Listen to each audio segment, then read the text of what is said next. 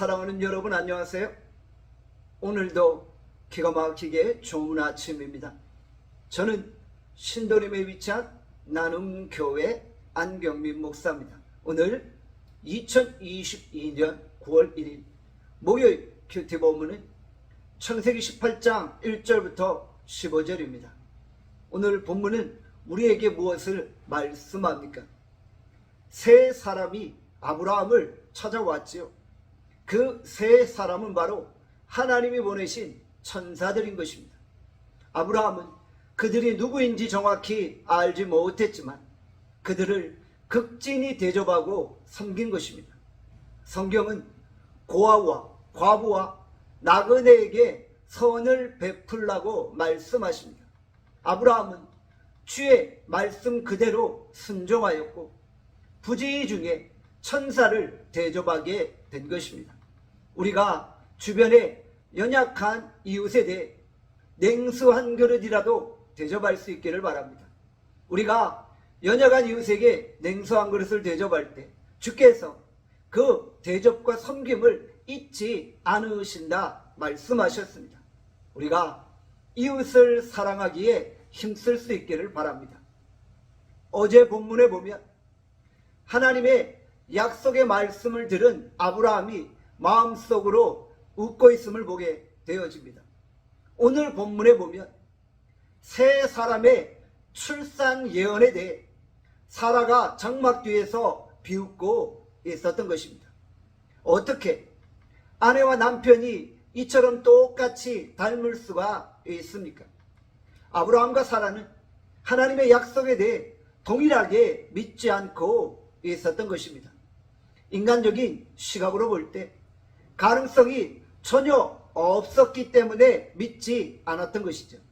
그러나 하나님은 아브라함과 사라의 불신앙 속에서도 신실하게 하나님의 언약을 이루어 가시는 것입니다. 하나님은 이랬다 저랬다 하시는 분이 아닙니다. 하나님은 약속하셨으면 인간의 연약함에도 불구하고 반드시 그 약속을 이루어 가신다는 것입니다. 이것이 우리에게 얼마나 큰 힘과 위로가 되어집니까? 우리가 자주 하나님의 말씀에 불순종할 때가 있죠.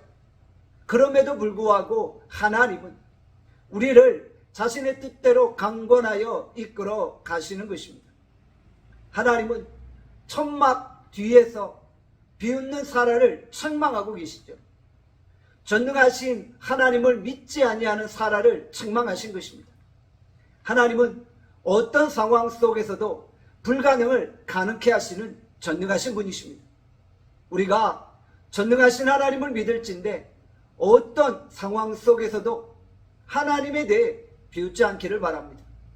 하나님께서 아브라함의 이름을 아브라함으로 사레의 이름을 사라로 바꿔주셨죠. 이름을 바꾸셨다는 것은 무엇을 의미합니까? 하나님께서 바뀐 이름처럼 그들의 인생을 바꾸시겠다는 것입니다.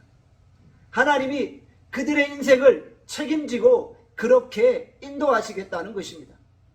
하나님이 하나님 자신의 열심으로 아브라함을 열방의 아버지로 사라를 열방의 어머니로 만들어 가시는 것입니다. 우리는 본문에서 이름을 바꿈으로 한 인생을 바꾸시겠다는 강력한 하나님의 의지를 느끼게 되는 것입니다. 믿음이 없이는 하나님을 기쁘시게 할 수 없습니다.